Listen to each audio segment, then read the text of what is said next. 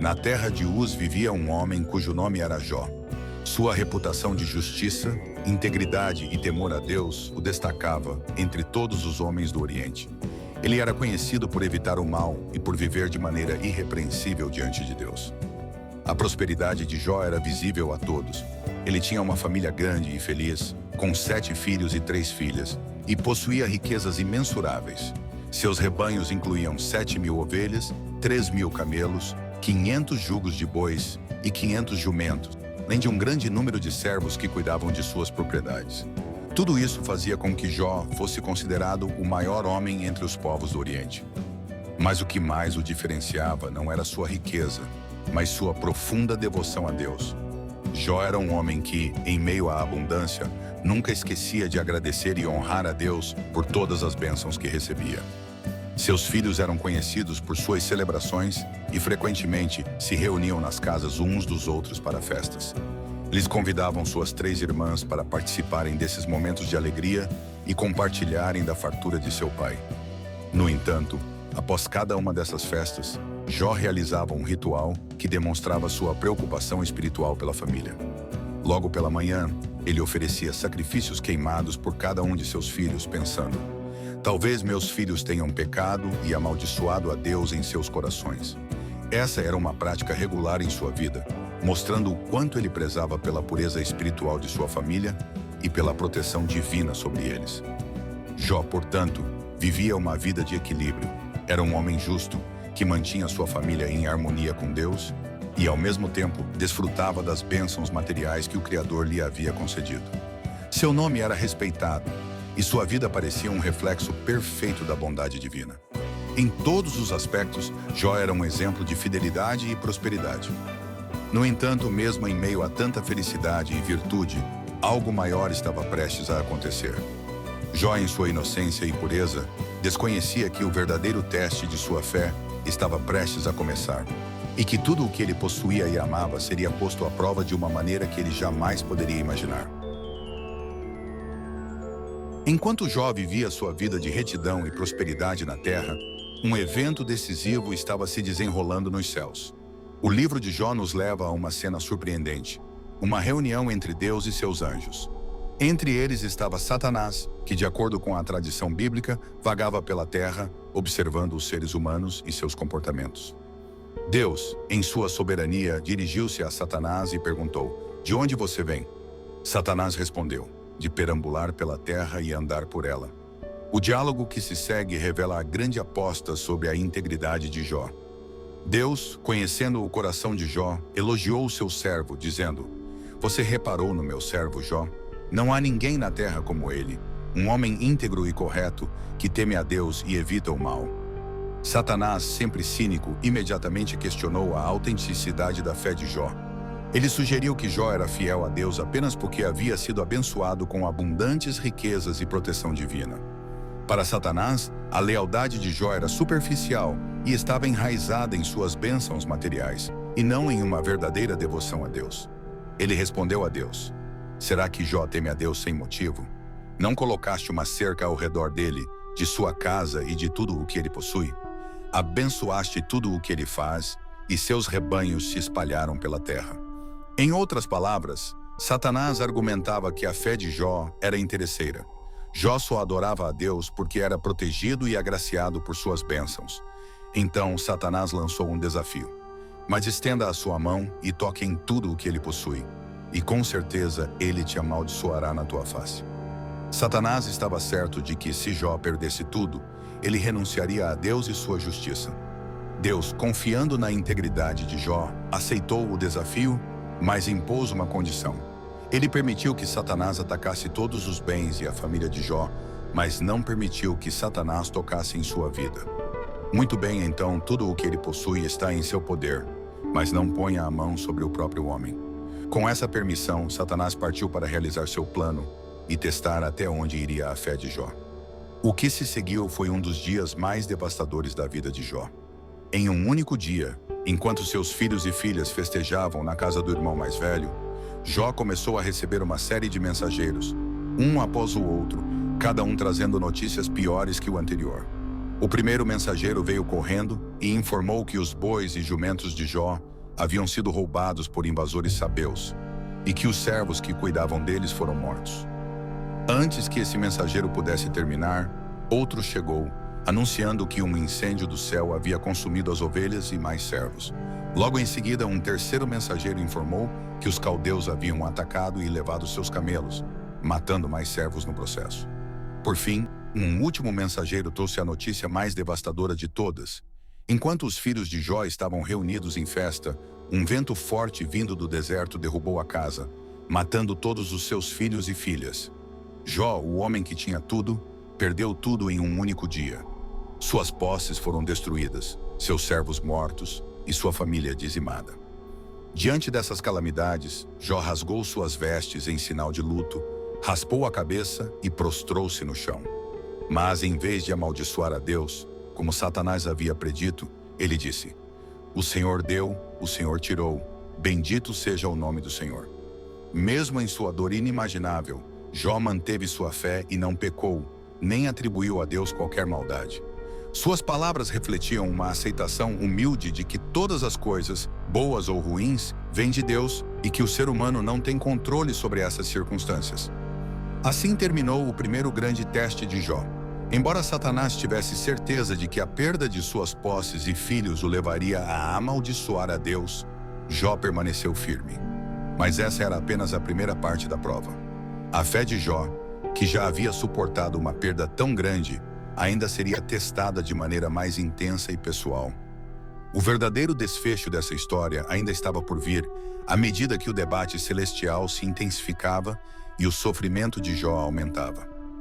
Após o primeiro teste, em que Jó perdeu todos os seus bens e filhos, Satanás não estava satisfeito. Embora Jó tivesse suportado a devastação sem renunciar à sua fé em Deus, o acusador acreditava que ele ainda poderia fazer Jó cair. Satanás acreditava que enquanto o próprio corpo de Jó permanecesse intacto, sua integridade também permaneceria. Para Satanás, o sofrimento externo, por mais cruel que fosse, não era suficiente para quebrar o espírito de Jó. Mas se ele fosse atingido em sua carne e em seus ossos, sua fé finalmente ruiria. Mais uma vez, Satanás se apresentou diante de Deus no céu. Deus, mais uma vez, destacou a integridade de Jó, dizendo: "Você reparou no meu servo Jó? Não há ninguém na terra como ele, íntegro e correto, que teme a Deus e evita o mal. Ele se mantém firme na sua integridade, mesmo tendo me incitado contra ele para destruí-lo sem motivo." Satanás, porém, replicou: "Pele por pele, um homem dará tudo o que tem por sua própria vida. Mas estenda a sua mão e toque em sua carne e em seus ossos, e com certeza ele te amaldiçoará na tua face." Assim, Deus permitiu que Satanás atacasse a saúde de Jó, mas, mais uma vez, impôs um limite. Satanás não poderia tirar sua vida. Com essa permissão, Satanás desceu à terra e atingiu Jó com feridas dolorosas, da planta dos pés ao alto da cabeça. Jó, o homem outrora admirado e respeitado, agora estava coberto de úlceras e feridas, em uma dor física e mental que parecia insuportável. Jó, em seu desespero, pegou um pedaço de cerâmica quebrada e começou a raspar suas feridas, enquanto se sentava em meio às cinzas. Ele havia perdido tudo: seus bens, seus filhos e agora, sua saúde. Ele estava sozinho em sua dor, tanto física quanto emocional. Foi então que sua esposa, incapaz de suportar ver o sofrimento de Jó, tentou convencê-lo a desistir. Ela disse: "Você ainda mantém sua integridade? Amaldiçoe a Deus e morra." Para ela, a dor e o sofrimento haviam se tornado insuportáveis, e sua sugestão parecia ser uma tentativa de libertá-lo do tormento. No entanto, Jó respondeu com firmeza e serenidade: "Você fala como uma insensata. Aceitaremos o bem dado por Deus, e não o mal." Mesmo agora, em meio à dor excruciante e à perda de tudo o que era querido, Jó não pecou contra Deus. Ele se manteve fiel, mesmo que a razão para o seu sofrimento permanecesse um mistério insondável. A essa altura, 3 amigos de Jó, Elifaz, Bildade e Zofar, souberam de sua tragédia e viajaram de longe para consolá-lo. Quando o viram à distância, quase não o reconheceram. Sua aparência havia mudado tanto por causa das feridas e do sofrimento que eles rasgaram suas vestes em sinal de luto e jogaram pó sobre as cabeças, demonstrando sua tristeza e solidariedade. Eles se aproximaram de Jó e, sem dizer uma palavra, sentaram-se com ele por 7 dias e 7 noites. Nenhum deles ousou falar, pois viram que sua dor era grande demais para palavras. Essa quietude refletia o respeito profundo que os amigos tinham por Jó. Eles não tentaram oferecer consolo imediato ou explicações apressadas. O silêncio deles foi uma demonstração de respeito ao sofrimento incomensurável de seu amigo. Durante esses 7 dias, Jó ficou imerso em sua dor, refletindo sobre sua perda e sua condição. Porém, o silêncio não duraria para sempre. Eventualmente, Jó, quebrado pela dor, finalmente falou. E o que ele disse ecoou por toda a narrativa. Em suas primeiras palavras após o desastre, Jó amaldiçoou o dia de seu nascimento. Em sua angústia, ele lamentou ter nascido e desejou nunca ter visto a luz do sol. Ele disse: que pereça o dia em que nasci e a noite em que se disse, nasceu um menino. Jó, que antes aceitava sua sorte com resignação, agora começava a questionar a própria razão de sua existência. A dor de Jó era tanto física quanto espiritual. Ele não entendia por que Deus havia permitido que ele sofresse tanto, especialmente quando ele sempre havia sido fiel. Sua fé estava sendo testada ao limite, e agora o sofrimento começava a abrir brechas em seu espírito. Jó estava em uma batalha interna profunda. Embora não amaldiçoasse Deus, ele começava a questionar o propósito de sua vida e o significado de sua dor. Seus amigos, que até agora haviam permanecido em silêncio, sentiriam que era hora de intervir. Nos capítulos seguintes, eles tentariam oferecer explicações e conselhos para o sofrimento de Jó. Mas essa tentativa de consolo abriria espaço para um diálogo prolongado e doloroso, onde o conceito de justiça divina seria posto à prova de uma maneira nunca antes vista. Depois de 7 dias de silêncio, Jó finalmente quebrou a quietude ao expressar sua dor e desespero. O luto e o sofrimento o consumiam, e ele amaldiçoou o dia do seu nascimento. Suas palavras revelavam um coração atormentado, incapaz de entender por que Deus permitira que tantas calamidades caíssem sobre ele.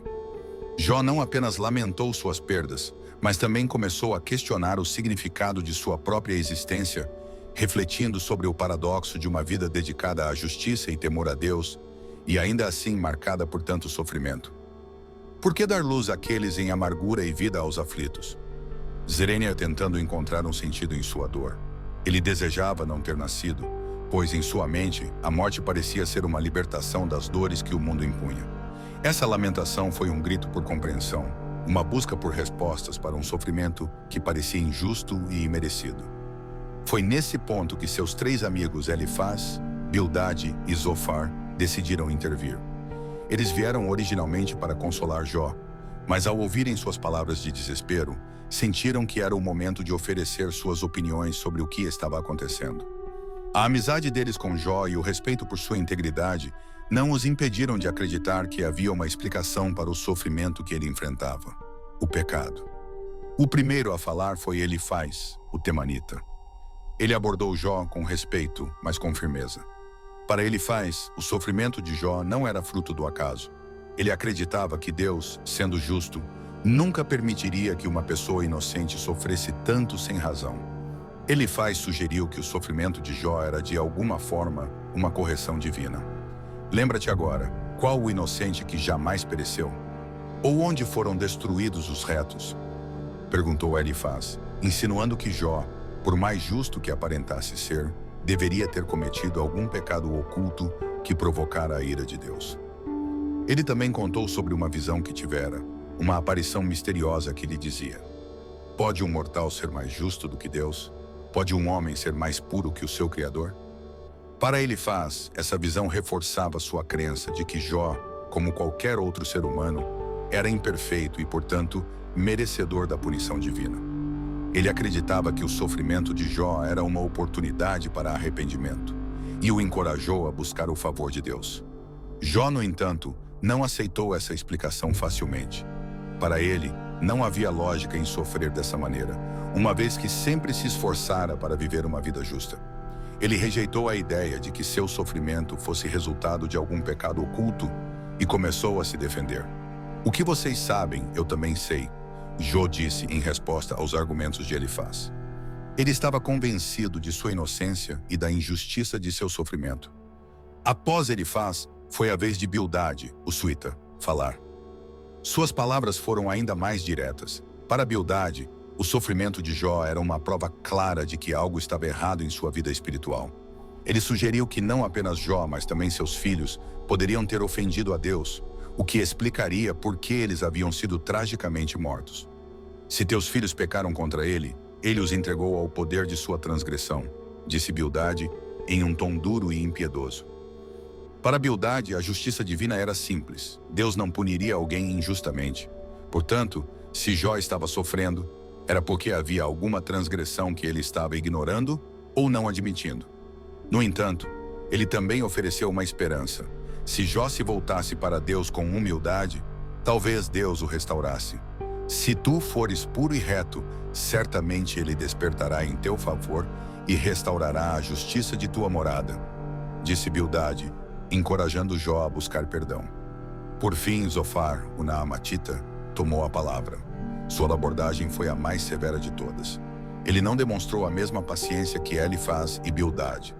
Zofar foi direto ao ponto, insinuando que Jó deveria ser grato por não estar sofrendo ainda mais, pois qualquer erro que ele tivesse cometido mereceria uma punição muito maior do que a que estava recebendo. Deus certamente se esqueceu de parte de tua iniquidade, declarou Zofar, sugerindo que Jó estava sendo tratado com clemência, apesar de seus pecados. Zofar acreditava que Jó deveria aceitar o sofrimento como uma justa retribuição e abandonar qualquer tentativa de se justificar. Ele concluiu, assim como os outros, que a única maneira de Jó encontrar alívio era confessar seus pecados e se submeter à vontade de Deus. Jó, no entanto, não encontrou consolo nas palavras de seus amigos. Suas explicações simplistas sobre o sofrimento e a justiça de Deus apenas aumentaram sua angústia. Ele sabia, em seu coração, que não havia cometido nenhuma ofensa que justificasse tamanho sofrimento. A resposta dos amigos o deixou isolado, sentindo-se ainda mais incompreendido e injustiçado. Jó passou a ver seus amigos não como conselheiros, mas como médicos inúteis, cujas palavras apenas agravavam sua dor. O diálogo entre Jó e seus amigos revelou a tensão central do livro, o enigma do sofrimento humano. Por que um homem justo como Jó deveria sofrer tão profundamente? Os amigos de Jó, presos a uma visão tradicional de retribuição divina, acreditavam que o sofrimento era sempre uma consequência do pecado. Jó, por outro lado, questionava essa lógica, recusando-se a aceitar que a justiça divina fosse tão mecânica e impiedosa.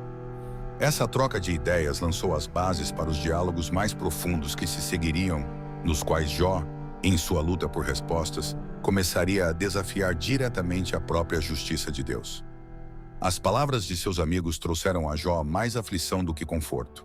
Em vez de ajudá-lo a compreender seu sofrimento, eles insistiram que ele havia cometido algum pecado oculto. Para Jó, isso era insuportável. Ele sabia que havia sido fiel a Deus, e as acusações de seus amigos eram injustas. Cada nova tentativa de consolo apenas aumentava sua solidão e o sentimento de incompreensão. Diante dessa situação, Jó não conteve mais sua angústia. Sua dor era tanto física quanto espiritual. Ele amaldiçoou o dia do seu nascimento e lamentou o fato de estar vivo. Porque Deus me deu vida, se era para eu sofrer dessa forma? Zerênia perguntou ele, tentando entender a razão para tanto sofrimento. A grande questão que perturbava Jó era o silêncio de Deus. Ele acreditava em um Deus justo e amoroso, mas sua experiência parecia contradizer essa crença. Por que, se Deus é justo, um homem íntegro como ele estava sofrendo tanto, enquanto os ímpios prosperavam? Essa pergunta o consumia e ele buscava respostas que seus amigos não conseguiam oferecer. Elifaz sugeriu que o sofrimento de Jó era uma correção divina. Bildade insistiu que Jó deveria se arrepender e Zofar foi ainda mais duro, dizendo que Jó deveria ser grato por não estar sofrendo mais.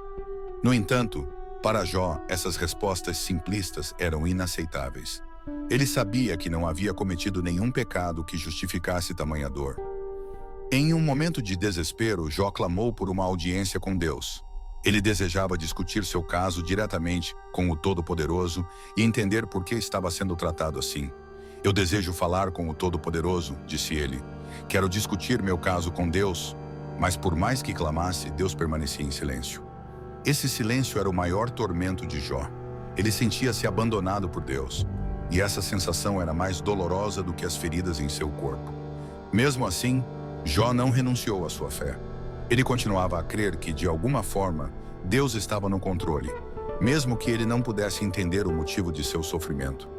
Em meio à sua angústia, Jó expressou uma esperança misteriosa de redenção futura. "Eu sei que o meu Redentor vive", declarou ele, "e que no fim se levantará sobre a terra." Essas palavras revelavam que, apesar de todo o seu sofrimento, Jó ainda nutria uma fé inabalável na justiça de Deus, mesmo que essa justiça não fosse imediata. Os amigos de Jó, presos à ideia de que o sofrimento era sempre uma punição pelo pecado, não conseguiam oferecer uma explicação satisfatória. Para eles, a justiça de Deus era simples. Os bons eram recompensados e os maus punidos. Mas a experiência de Jó mostrava que a realidade era muito mais complexa. A dor de Jó se intensificava à medida que suas perguntas ficavam sem resposta. Ele sabia que apenas Deus poderia oferecer a verdadeira explicação para seu sofrimento. Mas o silêncio de Deus continuava, e a angústia de Jó só aumentava. Após os clamores angustiados de Jó, seus amigos continuaram a insistir que seu sofrimento era consequência de algum pecado oculto. Para eles, a lógica era simples: se alguém sofre, deve haver uma transgressão. Elifaz, Bildade e Zofar se uniram em um coro de acusações, convencidos de que a justiça divina se manifestava em cada aflição humana. Elifaz foi o primeiro a falar novamente, usando um tom cuidadoso, mas com uma insinuação clara de culpa. Ele argumentou que Deus nunca puniria um inocente e sugeriu que a dor de Jó era uma forma de disciplina divina. "O homem é mortal e deve ser corrigido", disse ele, reforçando a ideia de que a dor poderia ter um propósito redentor. Essa linha de raciocínio, em vez de oferecer consolo, fez com que Jó se sentisse ainda mais isolado e incompreendido. Jó, no entanto, não aceitou essas explicações. Ele sabia que não havia cometido pecados que justificassem seu sofrimento. Em resposta a Elifaz, ele desafiou seus amigos. "O que vocês sabem, eu também sei. Não sou inferior a vocês." Sua indignação era evidente. Ele se sentia injustamente acusado e, a cada defesa de sua inocência, sua frustração aumentava. O silêncio de Deus, por sua vez, o deixava em desespero. Então Bildade tomou a palavra. Ele foi ainda mais direto, sugerindo que a calamidade de Jó poderia ser uma consequência dos pecados de seus filhos. "Se teus filhos pecaram, Deus os entregou ao poder de sua transgressão", disse Bildade, insinuando que a morte dos filhos de Jó era um castigo merecido. Essas palavras cortaram como uma faca, e Jó, já devastado pela perda, sentiu que seus amigos estavam atacando não apenas sua integridade, mas também a memória de seus filhos. Por último, Zofar, o mais impetuoso, criticou Jó por não se submeter à disciplina divina. Ele sugeriu que Jó deveria ser grato, pois sua dor poderia ser ainda maior. "Deus certamente se esqueceu de parte de tua iniquidade", proclamou Zofar, mostrando uma falta de sensibilidade que deixava Jó ainda mais angustiado. Para Zofar, a justiça de Deus era rígida e intransigente, e o sofrimento de Jó era um testemunho disso. Diante das acusações e insinuações, Jó se viu obrigado a se defender com mais veemência. Ele reclamou da insensibilidade de seus amigos, dizendo: "Vocês são médicos inúteis." Para ele, as palavras deles apenas aumentavam seu sofrimento. Ele estava cercado por pessoas que não podiam compreender a profundidade de sua dor e a complexidade de sua situação. Jó expressou sua frustração e indignação, clamando por uma audiência com Deus. Ele desejava entender por que estava passando por tanta calamidade e por que Deus, em quem sempre confiou, permanecia em silêncio. "Por que me deste vida se é para sofrer?" ele questionou, refletindo sobre a aparente injustiça de sua situação. A defesa de Jó contra as acusações de seus amigos enfatizava sua integridade. Ele sabia que não havia nada em sua vida que justificasse tal punição. Sua fé em Deus continuava, mas agora era testada de maneira excruciante. Enquanto seus amigos viam a situação de maneira simplista, Jó via um enigma profundo e doloroso. À medida que a conversa avançava, a tensão entre Jó e seus amigos aumentava. A visão deles sobre a retribuição divina era rígida e dogmática, e Jó sentia que precisava lutar contra essa perspectiva que o esmagava. Sua luta era interna, mas também externa, na tentativa de fazer com que seus amigos vissem a realidade do sofrimento humano. O ciclo de diálogo entre eles continuava, e Jó, em meio ao sofrimento e à angústia, se via em um impasse. Ele queria que Deus falasse, mas o silêncio de Deus pesava sobre ele como uma sombra. As explicações de seus amigos não traziam alívio, apenas mais perguntas e dúvidas. Por fim, a situação deixava Jó em um estado de desespero, mas ele ainda se recusava a amaldiçoar a Deus. A busca de Jó por respostas e a luta contra as visões de seus amigos tornavam sua jornada ainda mais complexa. Ele sabia que havia algo mais profundo em jogo, e o dilema do sofrimento humano continuava a ser uma questão não resolvida. Com a esperança de que um dia a verdade sobre seu sofrimento fosse revelada, Jó seguia adiante, mesmo sob o peso de sua dor e da incompreensão daqueles que mais amava. À medida que os diálogos entre Jó e seus amigos se intensificavam, a angústia de Jó se tornava cada vez mais palpável. Ele se sentia cercado por acusações e críticas, sem que ninguém conseguisse compreender a profundidade de seu sofrimento. As palavras de seus amigos, longe de trazer alívio, apenas aumentavam seu desespero. A falta de empatia e a insistência deles em que ele havia cometido um pecado tornavam a situação insuportável. Em meio a essa tormenta emocional, Jó começou a refletir sobre sua própria condição e a fragilidade da vida. Ele se perguntava se havia realmente sentido na dor e no sofrimento que estava enfrentando. O questionamento que o atormentava era profundo. Por que eu, que sempre busquei a justiça e a retidão, sou agora alvo de tanta tragédia? Jó se sentia como se fosse um alvo da ira divina, e essa sensação de desamparo o deixava cada vez mais angustiado. Ele desejava entender por que Deus parecia tão distante.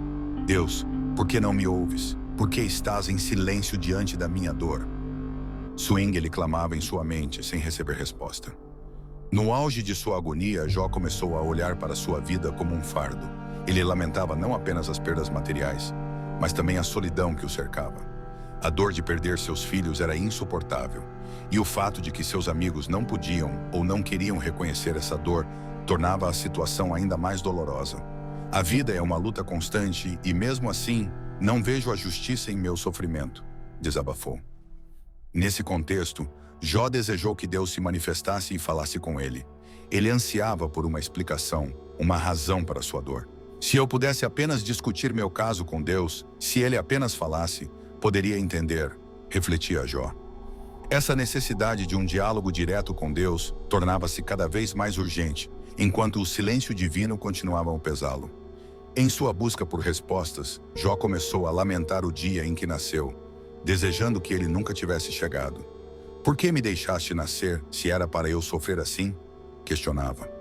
Essa angústia se transformou em um grito de desespero, uma súplica por compreensão que ecoava em seu coração. Embora os amigos insistissem que sua dor era merecida, Jó sabia que não merecia tal destino. Ele não se via como um pecador a ser punido, mas como um justo em meio a uma calamidade inexplicável. Eu sou um homem íntegro e meu sofrimento é incompreensível, afirmava, tentando reafirmar sua posição em meio a tantas acusações. No entanto, mesmo em meio a esse mar de desespero, Jó não desistiu de sua fé. Ele acreditava que de alguma forma Deus ainda estava no controle, mesmo que isso não fosse visível em sua vida. Sua luta interna era também uma busca por significado, um desejo de encontrar um propósito em meio à dor que estava enfrentando. A tensão entre a necessidade de respostas e a realidade do silêncio de Deus criava um conflito profundo dentro de Jó. Ele sabia que não estava só, mas a solidão emocional que sentia parecia insuportável.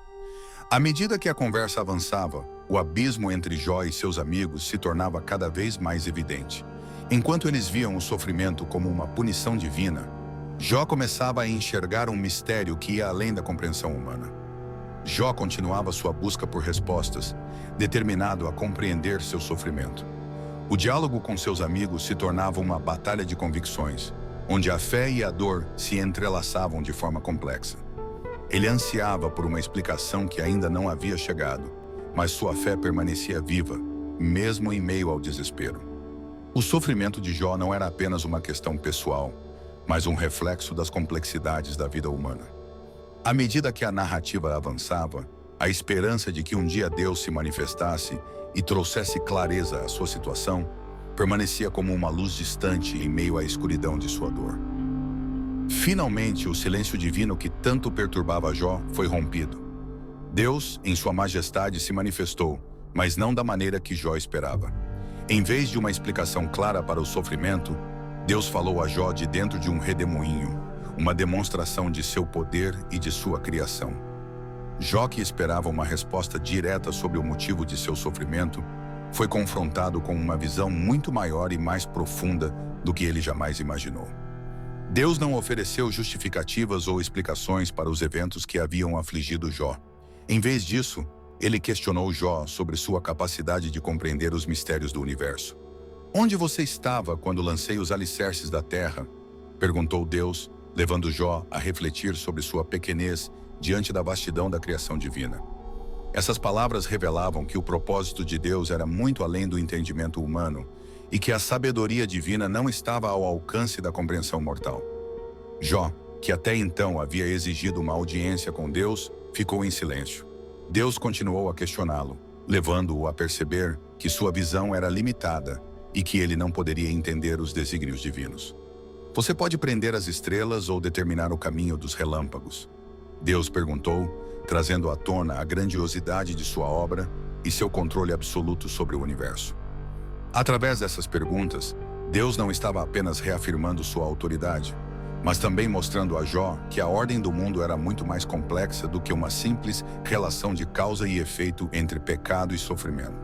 A narrativa divina ampliava o horizonte de Jó, mostrando que há muito mais em jogo na criação e na vida do que os seres humanos podem compreender. Essa revelação divina mudou completamente a perspectiva de Jó. Em vez de buscar explicações para o porquê de seu sofrimento, ele passou a entender que há coisas que transcendem a lógica humana e que não estão ao alcance de nossa compreensão limitada. Jó reconheceu sua pequenez diante de Deus e se arrependeu por ter questionado os caminhos divinos. Ele disse: "Falei do que não entendia, coisas maravilhosas demais para mim que eu não conhecia." Com essa resposta humilde, Jó se submete à sabedoria de Deus, percebendo que o sofrimento, a justiça e a redenção operam em níveis que os humanos são incapazes de compreender plenamente. Ele não recebeu as respostas que esperava, mas em vez disso foi confrontado com uma verdade muito mais profunda: a presença e o controle de Deus sobre todas as coisas, mesmo quando isso parece incompreensível. A manifestação de Deus representou um momento de transformação para Jó. Em vez de continuar buscando uma justificativa para seu sofrimento, ele aceitou a grandeza de Deus e reconheceu que havia mistérios que ultrapassavam a lógica humana. Esse encontro com Deus trouxe uma nova perspectiva à sua vida e o fez perceber que sua fé precisava transcender as circunstâncias imediatas.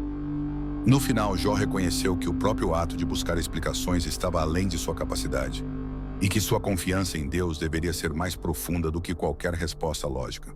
A manifestação divina não ofereceu uma solução imediata para seu sofrimento, mas lhe deu a certeza de que Deus estava presente e no controle de todas as coisas. Isso, para Jó, foi suficiente. Após a manifestação de Deus e o confronto com a grandiosidade da criação, Jó se viu profundamente transformado. Sua compreensão limitada do sofrimento e da justiça divina foi substituída por uma nova visão, onde ele reconhecia sua pequenez diante do Criador. Jó havia aprendido que nem tudo pode ser explicado pela lógica humana, e que a justiça de Deus operava em esferas que transcendem o entendimento mortal. Diante dessa revelação, ele se arrependeu por ter questionado os desígnios divinos, reconhecendo que falou de coisas que não compreendia plenamente. Com esse novo entendimento, Jó se voltou a Deus em humildade. Ele já não buscava respostas para sua dor, mas aceitou a vontade de Deus, ciente de que sua sabedoria é muito maior do que qualquer explicação que ele pudesse imaginar. Ao se arrepender, Jó demonstrou uma fé renovada e mais profunda, que não dependia mais das circunstâncias de sua vida terrena, mas de uma confiança absoluta em Deus. A resposta de Deus a Jó foi diferente da maneira como ele tratou os amigos de Jó. Embora tenha repreendido Jó por suas queixas, Deus não o condenou, pois sabia que em seu coração Jó permanecia fiel. No entanto, para os amigos de Jó, Elifaz, Bildade e Zofar, Deus foi severo, Ele os repreendeu por terem falado de forma incorreta sobre ele e sobre Jó, e os acusou de não compreenderem a profundidade da justiça divina. Minha ira se acende contra vocês, porque não falaram o que é certo sobre mim, como fez meu servo Jó, declarou Deus. A punição para os amigos de Jó seria severa, mas Deus lhes ofereceu uma oportunidade de redenção. Eles teriam que oferecer sacrifícios e Jó, aquele que eles tanto acusaram e desprezaram, teria que interceder por eles. Somente por meio da oração de Jó, Deus os perdoaria. A ironia da situação não passou despercebida. Aqueles que haviam julgado Jó e questionado sua integridade, agora dependiam da intercessão dele para serem perdoados. Mesmo após todo o sofrimento que seus amigos lhe causaram, Jó não hesitou em perdoá-los. Ele orou por seus amigos, demonstrando uma bondade e generosidade que superava qualquer ressentimento que pudesse ter acumulado durante seu sofrimento. Com esse gesto de perdão e intercessão, Deus restaurou a vida de Jó. Ele devolveu a Jó o dobro de tudo o que ele havia perdido. Seus rebanhos cresceram novamente e ele foi abençoado com uma nova família, 7 filhos e 3 filhas, as mesmas quantidades que havia perdido. A Bíblia menciona que as filhas de Jó eram as mais belas de toda a terra, e ele lhes deu herança, algo raro para as mulheres na época. Jó viveu ainda muitos anos após sua restauração, vendo 4 gerações de descendentes, e morreu em paz, velho e cheio de dias. A restauração de Jó não foi apenas material. Ele foi restaurado espiritualmente e emocionalmente, e sua relação com Deus se tornou ainda mais profunda. Ele não apenas teve suas posses devolvidas, mas também experimentou uma nova fase de vida, marcada pela abundância, paz e comunhão com Deus. O final da história de Jó traz uma mensagem poderosa sobre a resiliência da fé, o poder do perdão e a justiça divina que, embora às vezes incompreensível para o ser humano, opera de maneiras perfeitas. Jó, que passou por um sofrimento incomparável, foi recompensado por sua fé e humildade, mostrando que mesmo nas provações mais difíceis, a confiança em Deus pode levar à redenção e à restauração. Embora Jó nunca tenha recebido uma explicação clara para seu sofrimento, ele foi abençoado além do que poderia imaginar. Sua história é um testemunho da complexidade do sofrimento humano e da necessidade de confiar em Deus, mesmo quando tudo parece perdido. O fim de sua jornada revela que o sofrimento, quando enfrentado com fé, pode ser transformado em uma nova vida, cheia de propósito e paz.